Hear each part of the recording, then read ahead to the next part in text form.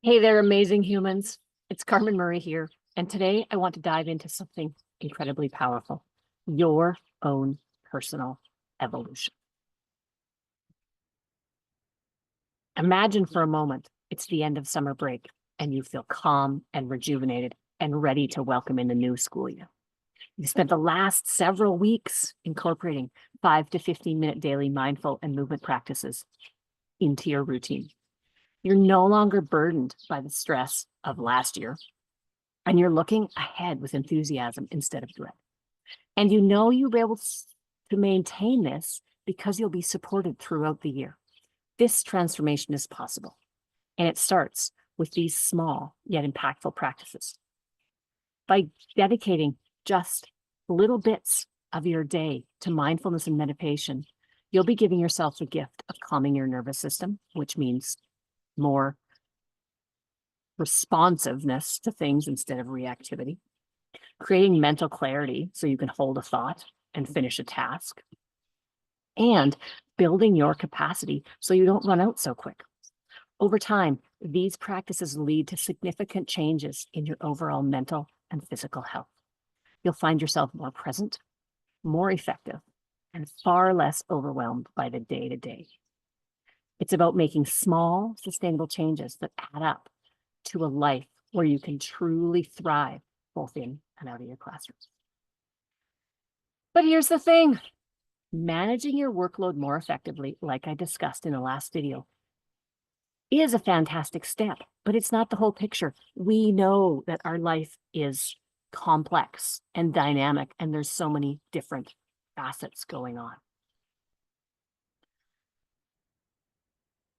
So despite these organizational efforts that we talked about in the first video, you may still be worn down by stress and the looming threat of burnout as you look to your next school year. Even during summer break, you might find it hard to switch off, leading to restless nights and chronic stress syndromes like headaches, irritability, low motivation, and energy. This mental depletion can be incredibly frustrating, for one, and draining. It makes it difficult for you to maintain your energy and your enthusiasm through your days in the summertime when it's your time off. And this is a vicious cycle. It can feel very, very impossible to break. But don't worry, we're going to work on this too. Now you're wondering, why am I so passionate and knowledgeable about this topic? Well, I taught for 15 years, and since then, I've stepped out of the classroom to support teachers in their own personal and professional journeys. Over the past 10 years, I've worked with countless educators just like you, helping them regain control over their lives through effective stress management techniques. I've had the privilege of speaking at numerous teachers' conventions and conferences, running workshops. Additionally, I published a book called Teachers First, A Guide to Avoiding and Overcoming Burnout last August. My experience in functional health and professional development has equipped me with the tools and insights that can make a real difference in your life, not to mention my own recovery from burnout. I've seen firsthand how these small changes I mentioned can lead to big results, and I'm here to guide you in every step of the way. You do not have to do this alone. Your well-being is my priority, and I'm committed to helping you to achieve a balanced and fulfilling life. So, what's the magic pill to tackling stress and mental depletion? A commitment to yourself. I'm going to say that again, a commitment to yourself. Let's explore some actionable strategies to support you in this. First, schedule short breaks throughout your day to recharge. Pause and listen to a 5-minute meditation. Do some stretches, or simply step outside and put your toes in the grass. Set a timer on your phone so you don't forget this. Sometimes we get wrapped up in our day and we get to the end of it and we didn't take those times for ourselves and we feel very depleted. These regular breaks can prevent the mental fatigue and keep you energized. Second, set healthy boundaries between work and your personal time, as well as healthy boundaries between your time, family time, and friend time. Summer is a time where you have a different schedule. And by practicing setting boundaries, you can work this muscle and build it so when you step back in your classroom, you're more effective at it. If you're someone who likes to plan your next school year during your summer, time block some times, set aside time and dive into that. Don't do the housework that's sitting there looking at you, but dive into that planning time. And then when your time is complete, set it aside and go do something totally different. You might also want to have on your phone a section in your notes where you can brain dump ideas, because if you're anything like me, they pop up at weird times when you're walking or driving or in the shower, and you're like, oh, I don't want to forget this.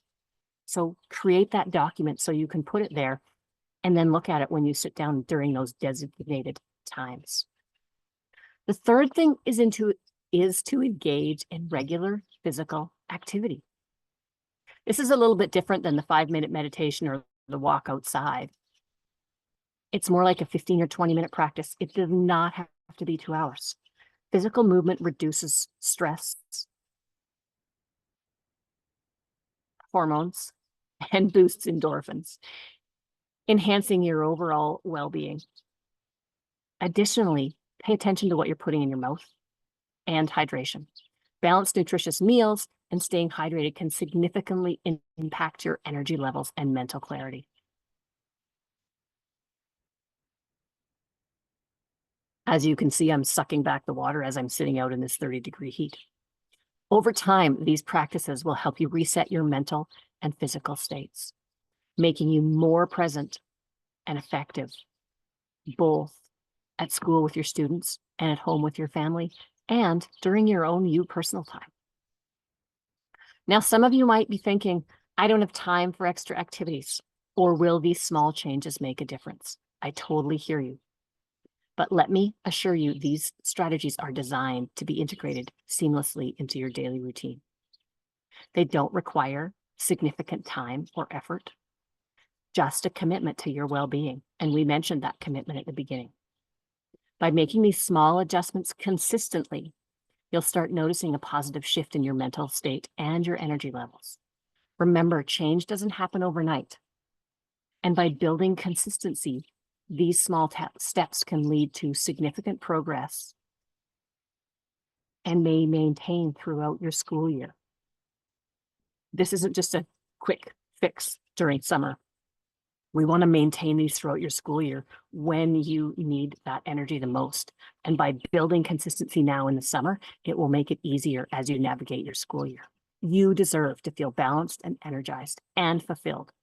And these practices are the stepping stones to getting you there. In our next video, we're going to take an important step forward. We'll focus on how you can become the driver of your own life, taking intentional steps to set yourself up for success rather than just going with the flow or being part of the status quo. Imagine how empowering it will be to approach each day with a clear plan and the confidence that you're taking control of your well-being, your future, and your classroom. Instead of feeling like you're just putting out fires, you'll be proactively creating a balanced and fulfilling life, both in and out of your classroom. This is about connecting deeply with your emotions and making choices that align with your best self. Like I said, not just going with the flow. Stay tuned, because this is where you can truly shape your destiny. Before we wrap up, I'd love for you to take a small action right now. In the comments below, share one stress management technique you're excited to try this summer. And when you type it below, it's going to help you be more accountable. If you want to take it a little bit further in accountability, share it with somebody else. You can share it with me if you want. These 15-minute practices, whether it be the quick walk, the meditation, the 20-minute workout, you're going to be setting healthier boundaries and creating more personal time for you. And so let us know about it. Type it below, like I mentioned. Your input will inspire others. I guarantee it. We are not in this alone, and sometimes we think we are. And so when we hear somebody else or see somebody else type what we actually feel inside of us, we're like, I'm not alone. And it creates a sense of community. If you found this video helpful, make sure to like and subscribe so you don't miss out on our next suggestions for a better you. Remember, together we can create a balanced and fulfilling life, both in and out of the classroom. See you in the next video. Cheers.